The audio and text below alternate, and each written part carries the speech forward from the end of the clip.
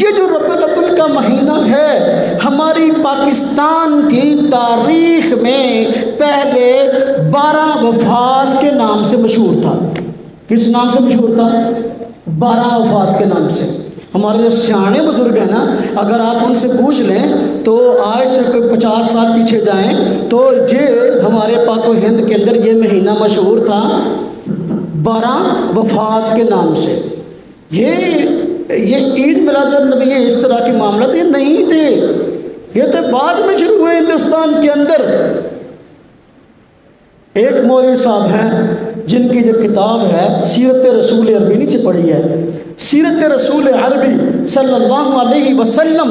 इस सीरत लिखने वाले हैं नूर बख्श तवक्कली साहब, ये इस रिसाले के मुसन्निफ हैं। इनकी सवाने हयात पर मुस्तकिल किताबें लिखी हैं इनकी ज़िंदगी पर कई बड़े उलमा ने, और उनका कारनामा में एक कारनामा ये लिखा है कि पाकिस्तान की तारीख में 12 रबीउल अव्वल 12 वफात के नाम से मारूफ थी।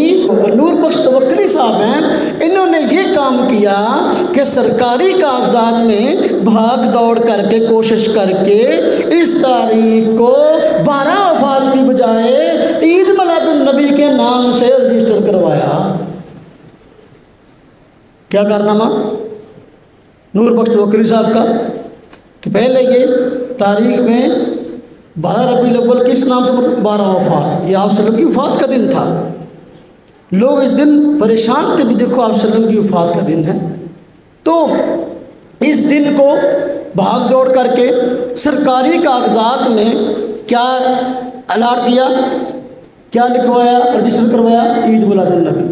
तो ये सबसे पहले पाकिस्तान की तारीख में नूर बख्श तवक्कली साहब हैं जिन्होंने ये कारनामा अंजाम दिया कि जो आप सल्लम का वफ़ात का दिन था उसको बतौर ईद के सरकारी कागजात में रजिस्टर करवा दिया और भाग दौड़ करके इस दिन को बतौर ईद के मनाया जाने लगा।